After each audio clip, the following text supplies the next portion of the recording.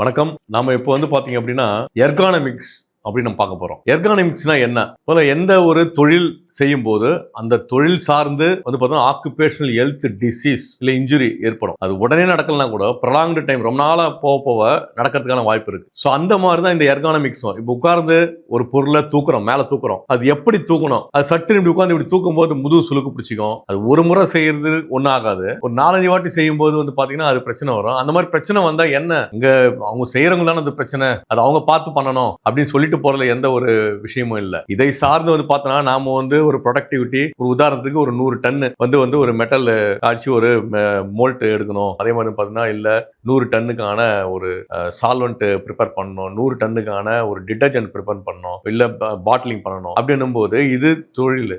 இந்த தொழிலப்போ இந்த மாதிரி மக்கள் பாத்தீங்கன்னா அவங்க செய்யறவங்களுக்கு பாத்தீங்கன்னா கம்ஃபர்டபுளா செய்யணும். அங்க அவங்களுக்கு பல விஷயம் பார்த்தீங்கன்னா 2 வாட்டி செய்யும் போது 3வது வாட்டி இங்க சுலுக்கு அங்க சுலுக்குன்னு ஒவ்வொருத்தருக்கும் ஆரம்பிச்சது அப்படின்னா அப்புறம் யாருமே இந்த வேலை செய்யறதுக்கு வர மாட்டாங்க, வேலையும் தடைப்படும். இதுக்காக தான் பாத்தீங்க அப்படின்னா நாம இந்த எர்கானமிக்ஸ்ன்றதை பார்த்தீங்கன்னா ரொம்ப அவசியம் பார்க்கணும். எர்கானமிக்ஸ் பார்க்கும்போது என்ன மாதிரியான தொழில் செய்ய போறோம், என்ன மாதிரியான மெட்டீரியல் தேவை, அதுக்கப்புறம் மேன் பவர் தேவை, அதுக்கப்புறம் பாத்தீங்க அப்படின்னா அங்க பயன்பாடு என்ன, இது எல்லாத்தையும் நம்ம பார்ப்போம் இல்லைங்களா. இதெல்லாம் பார்க்கும்போது அது எப்படி நாம செயல்படுத்தணும், இந்த ப்ரொசீஜர் பார்ப்போம். இந்த ப்ரொசீஜர் பண்ணும்போது இந்த ப்ரொசீஜர் இப்படிதான் பண்ணணும். உதாரணத்துக்கு ஒருத்தர் கையை தூக்கிட்டு மேல தூக்கிட்டு தான் ஒரு பூ பறிக்கிற மாதிரியே ஒரு வேலை இருக்கு வச்சுங்களேன். நிறைய பூக்களை பறிக்கணும், பறிச்சு அதை எடுத்து பேக் பண்ணணும், அனுப்பணும். இந்த பூ பறிக்க மட்டும் ஒரு 10 பேருக்கு வேலை. மேல கையை தூக்கி பூ பறிக்கும் போது அவங்க கையெல்லாம் பாத்தீங்க அப்படின்னா வலிக்க ஆரம்பிக்கும். ஓர பீரியட் பாத்தீங்க அப்படின்னா அந்த கை அப்படியே ஸ்ட்ரெச் ஆயிட்டு திரும்பி கீழே இறக்க முடியாத அளவுக்குலாம் போறதுக்கான வாய்ப்பு இருக்கு. அப்போ இதை என்ன பண்ணணும், இதுக்கு நம்ம எதனா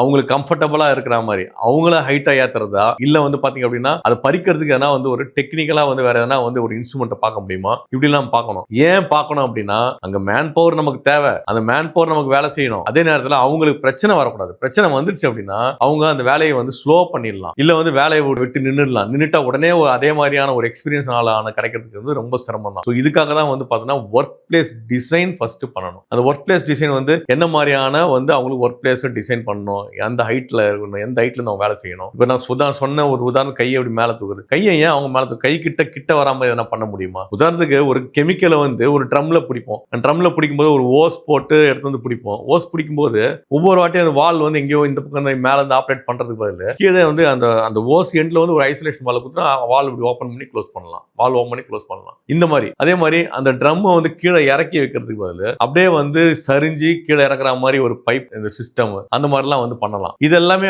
பண்றதுனால என்னன்னா இந்த எர்கோனாமிக்ஸ் பாத்தீங்க அப்படின்னா அவங்களுக்கு ஏதுவா இருக்கும். தொழில் செய்யற இடத்துல பாத்தீங்கன்னா அந்த தொழிலாளர்கள் ஆரோக்கியமா இருக்க முடியும். இது ஆக்குபேஷனல் ஹெல்த் சேஃப்டி இதுல வருது. ஃபேக்டரி ஆக்ட்லயே பாத்தீங்க அப்படின்னா இந்த ஆடிட் பண்ற இன்ஸ்பெக்டர் எல்லாம் கூட செக் பண்ணுவாங்க. இதெல்லாம் நீங்க நம்ம கடைபிடிக்கிற மாதிரி வரும். உதாரணத்துக்கு ஒரு ட்ரம் எடுத்துட்டு உருட்டி 200 லிட்டர் ட்ரம் இருக்கு, 200 லிட்டர் ட்ரம் உருட்டி எடுத்துட்டு போறோம் அப்படின்னா கையில எடுத்துட்டு போகாம அதுக்கு ஒரு ட்ரம் ட்ராலி வச்சுட்டு மெல்லமா எடுத்துட்டு போறது. இதுக்கு அவங்களுக்கு பயிற்சியும் கொடுக்கணும். எனக்கு ஒரு எக்யூப்மெண்ட்டும் இருக்கு, அது ஹேண்டில் பண்றது எப்படி தெரியல அப்படின்னா அதுவே பிரச்சனை வரும். அதை ஹேண்டில் பண்றது எப்படின்னு சொல்லிட்டு அவங்களுக்கு சொல்லி கொடுக்கணும். அது சொல்லி கொடுக்கலன்னா அதை சார்ந்து பார்த்தீங்கன்னா அவங்களுக்கு பார்த்தீங்கன்னா கை காலு தலை ஏன் நர்வ்ஸ் கூட, பிரெயின்ல இருந்து போற நர்வ்ஸ் கூட பிரச்சனை ஏற்படுத்தலாம். அந்த மாதிரி பிரச்சனை ஏற்படாம இருக்கிறதுக்காக தான் இந்த மாதிரியான விஷயம் எல்லாமே சொல்றாங்க. இது எல்லாம் தாண்டி டூல்ஸ் நம்ம சொன்னோம் கொஞ்ச நேரத்துக்கு முன்னாடி. அந்த டூல்ஸ் என்ன மாதிரியான டூல்ஸ், அந்த டூல்ஸ் அவங்களுக்கு சேஃபா, அந்த டூல்ஸ் அவங்களுக்கு ஒரு அபாயத்தை ஏற்படுத்த கூட அது ஒரு எர்கானமிக்ஸ் ஒரு பொசிஷன். அந்த எர்கானமிக்ஸ் சொல்றது பார்த்தீங்கன்னா இப்படி திரும்புறது அப்படி திரும்புறது, இப்படி மேல பாக்குறது கீழே பாக்குறது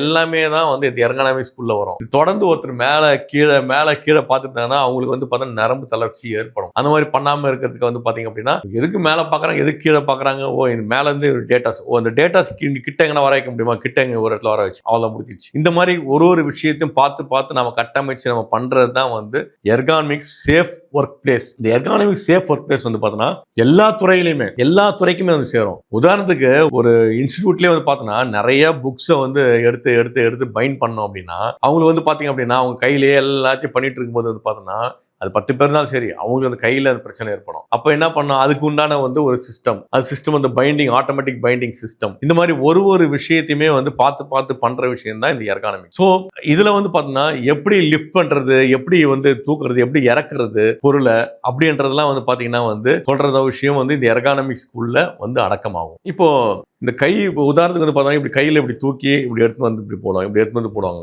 இது வந்து பார்த்தா இந்த ரிஸ்ட் எல்லாம் வந்து பெயின் எடுக்க ஆரம்பிக்கும். இந்த ரிஸ்ட் எல்லாமே வந்து பார்த்தோம்னா பெயின் எடுக்காம இருக்கணும் அப்படின்னா நாம செய்யலாம், குறிப்பிட்ட லோடு தான் கொடுக்க முடியும். எவ்வளவு வெயிட், இவங்க எவ்வளவு வெயிட் இது வந்து இப்படி தூக்க முடியும், இதெல்லாமே வந்து பார்த்தோம்னா ஒரு சயின்டிபிக்கா ஒரு எங்களை மாதிரி கன்சல்ட் கூப்பிட்டா நீங்க வந்து கிளியரா சொல்லுவோம் எந்த அளவுக்கு இவங்க வெயிட் எப்படி தூக்க முடியும், எவ்வளவு நேரம் தூக்கலாம், எவ்வளவு நேரம் வைக்கலாம். இதெல்லாமே வந்து பார்த்தீங்கன்னா ஒரு கெப்பாசிட்டி இருக்கு, ஒவ்வொருத்தருக்கும் ஒரு கெப்பாசிட்டி இருக்கு. அந்த கெப்பாசிட்டியை தாண்டி போகக்கூடாது. அந்த கெப்பாசிட்டி தாண்டி போகாம இருக்கிறது தான் வந்து பார்த்தீங்கன்னா அதுக்கு அந்த இடத்துல ஒர்க் பிளேஸ் எப்படி டிசைன் பண்ணணும். அப்படி டிசைன் பண்ணா மட்டும்தான் வந்து பார்த்தீங்கன்னா வந்து நம்ம வந்து அந்த இடத்துல சேஃப் ஒர்க் பிளேஸா இருக்கும். அது எர்கனாமிக்ஸ் வந்து பார்த்தீங்கன்னா வந்து கரெக்டா வந்து இருக்கும். அந்த பொசிஷன் அவங்களுக்கு யாருக்கும் எந்த பிரச்சனையும் ஏற்படாது. இன்னொரு விஷயம் சொல்ல போனா ஒரு நிறுவனத்துல வந்து பாத்தீங்க அப்படின்னா இப்ப நீங்க கூட ரீசெண்டா கேள்விப்பட்டிருப்பீங்க, அப்படியே மிஷினரி போயிட்டே இருக்கு. அந்த இடத்துல ஒரு அம்மா வந்து என்ன பண்றாங்க, ஆட்டோமேஷன் சிஸ்டம்லாம் பண்ணியிருக்காங்க. அவங்க என்ன பண்றாங்க, எடுக்கிறாங்க மெட்டீரியல் எடுக்கும்போது தலையில இருந்து முடி வைக்க விடுது, முடி வலிச்சுட்டு போயிடுது. இது ஒரு பெரிய ஆக்சிடென்ட் ஏற்படுத்துது. அப்போ அந்த இடத்துல வந்து பாத்தீங்க அப்படின்னா இந்த மாதிரி அந்த இடத்துல எர்கானமிக்ஸ்க்காக நம்ம சில சிஸ்டம் எல்லாம் பண்ணியிருந்தாலுமே, ஒரு மிஷினரி பண்ணியிருந்தாலுமே, ஒரு ரொட்டேட்டிங் பார்ட்ஸ் இருந்தாலும் ரொட்டேட்டிங் பார்ட்ஸை கார்ட் பண்ணிருக்கணும். அதே மாதிரி வந்து பார்த்தீங்கன்னா அவங்களுக்கு ப்ரொசீஜர் சொல்லி கொடுத்துருக்கணும். இந்த இடத்துல வந்து பார்த்தீங்கன்னா ட்ரெஸ் கோடுன்றது அவசியம். இந்த ட்ரெஸ் கோட் நீங்க இப்படிதான் இருக்கணும்ன்றது சொல்லி கொடுக்கணும். இதெல்லாம் ரொம்ப அவசியமானது. எர்கானமிக்ஸ்ன்றது வந்து பாத்தீங்க அப்படின்னா அங்க வந்து சிஸ்டம் நம்ம டிசைன் பண்றது மட்டும் கிடையாது, அங்க அவங்களுக்கு உண்டான ட்ரைனிங் கொடுக்கணும், அதோட அவசியத்தை சொல்லணும். அதே மாதிரி வந்து பாத்தீங்க அப்படின்னா இந்த வேலையை இப்படிதான் வந்து செய்யணும் அப்படின்னு சொல்லிட்டு ஸ்டெப் பை ஸ்டெப் ப்ரொசீஜர் வைக்கணும். அந்த ஸ்டெப் பை ஸ்டெப் ப்ரொசீஜர் வந்து எக்காரணம் கொண்டும் யாருக்காகவும் மாற்றக்கூடாது. அப்போ இந்த இடத்துல வந்து பாத்தீங்கன்னா ஒரு மெயின்டெனன்ஸ் ஆக்டிவிட்டியே நடக்குது வச்சுங்களேன். அந்த மெயின்டெனன்ஸ் ஆக்டிவிட்டி கூட வந்து பாத்தீங்க அப்படின்னா ஒரு மிஷினரியே தூக்கி வைக்கணும்.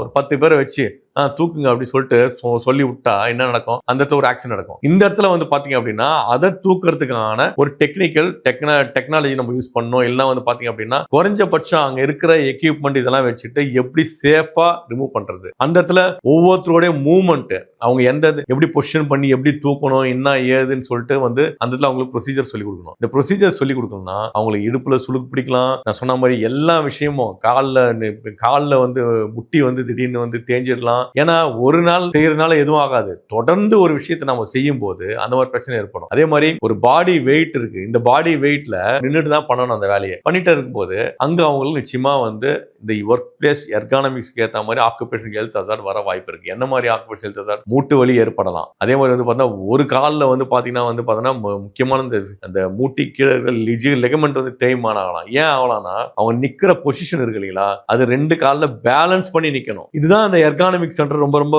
உன்னிப்பா கண்ணில் விளக்கணை விட்டு பார்க்குற விஷயம். அந்த 2 காலில் பேலன்ஸ் பண்ணி நிற்காம ஒரு காலில் இப்படி சைடில் நின்று அப்படி பண்ணும்போது அவங்களுடைய போஸ்டர் மாறும்போது அந்த முட்டி வலி ஏற்படும். இன்னைக்கு கொஞ்சமா இருக்கிறது நாளைக்கு ப்ரொலாங் டைம்ல வந்து பார்த்தீங்கன்னா அந்த கால்கள் வந்து பார்த்தீங்கன்னா அவங்கள ஆப்ரேட் பண்ண முடியாமலே போயிடும். இதை பற்றி இன்னும் உங்களுக்கு சார்ந்து எதனா தேவை இருப்பின் என்னுடைய அலைபேசியின் கீழே இருக்கு, அழைக்கலாம்.